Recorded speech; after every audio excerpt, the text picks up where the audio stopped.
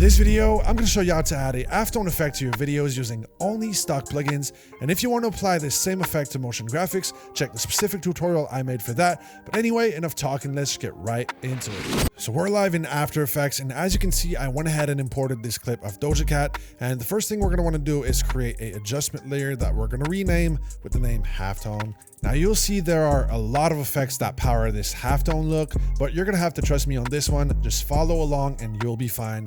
So the first effect we're gonna add is a transform effect, and we're gonna hit the rotation with a negative 33 degrees.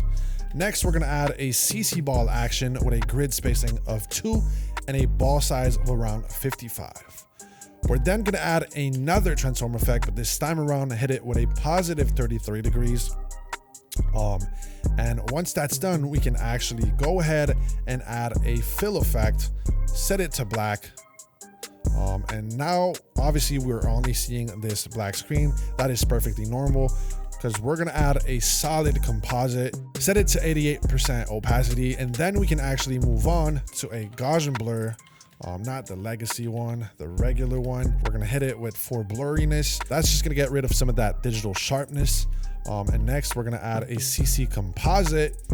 And as you can see, if we set it to the halftone layer, we're gonna get back our image. Now it is very important to change the transfer mode to hard mix. And as you can see, we are starting to see that halftone look really come to life. Now this looks kind of horrible right now, but we're gonna fix it. Just trust the process.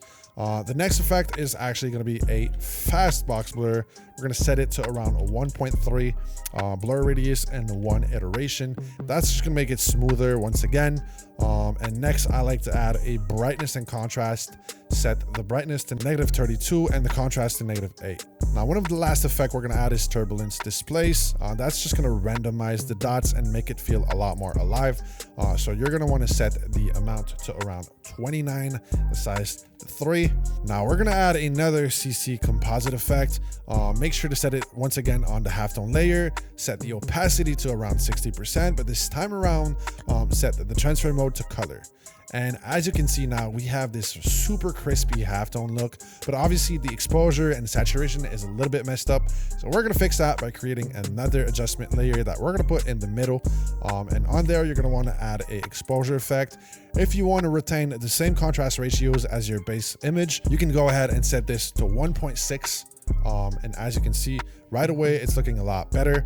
I also like to add a vibrance effect and add a negative 12 saturation. That way we get closer to that original saturation on our clip. And finally, I just like to add a bit of noise. So we're gonna do 2% like that to kind of break things up a little bit.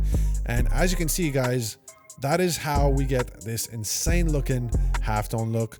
So obviously you can adjust the exposure values to your liking, but as you can see, this is fully procedural. You can turn up the exposure and the halftone is gonna get propagated all throughout the image in a super nice organic way. So really dig this look. One other thing you can do is to actually add a paper looping overlay on top of everything. So as you can see, I have this cardboard overlay right here. So I'm just gonna add it on top of everything, set it to screen, make sure the scale is proper, and then we're literally just gonna lower the opacity a little bit. And as you can see, we get this sort of cartoonish halftone look that looks just absolutely amazing. If you want to adjust the actual size of the dots themselves, you can change the grid spacing from 2 to 3, for example, and that's just going to make things a little bit bigger, as you can see. But yeah, I mean, you can play around with these values. If you dig this look and you really want to take it to that next level, I have something to show you. So we can actually turn all of this off, and we're going to load up my MXM2 plugin, which is a dedicated mixed media emulator. We're going to refresh this, select our comp, hit launch.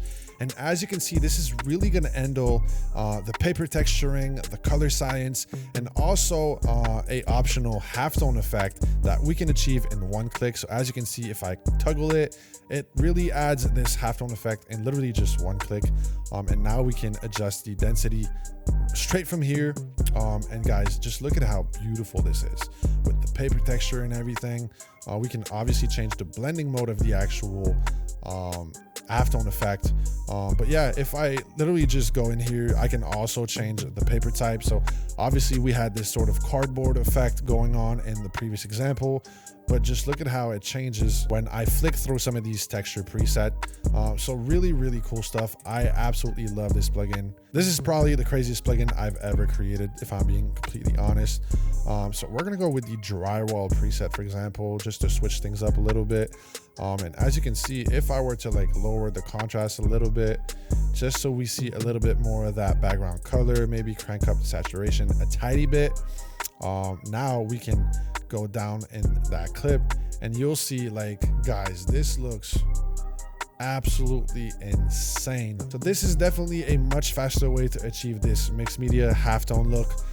We can fully customize this thing. I'm not going to go over the entire plugin. I have a bunch of videos dedicated to this specific plugin available on the channel, but as you can see, I mean, there are so many effects we can add on top of this. We can literally add like these little cutouts, these paper rips all over the place. I mean, this is truly like one of the craziest plugin ever made for After Effects, I think. And then you have like spray paint effects. You can change the layout.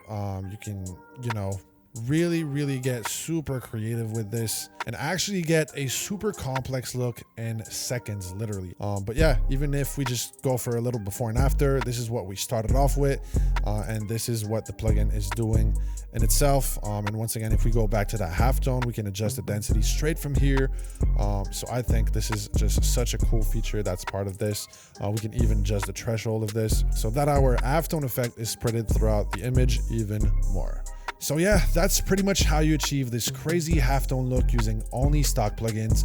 And for those that want to really take it to that next level, using MXM2. I'm going to have the animated cardboard overlay linked down in the description down below. And like always, if you want to level up your edits, check the first link in the description down below, where you'll find all of my packs and plugins, as well as the MXM2 plugin. But anyway, that'll be pretty much it for today, guys. I hope y'all enjoyed, and I'll see y'all in the next one. Peace.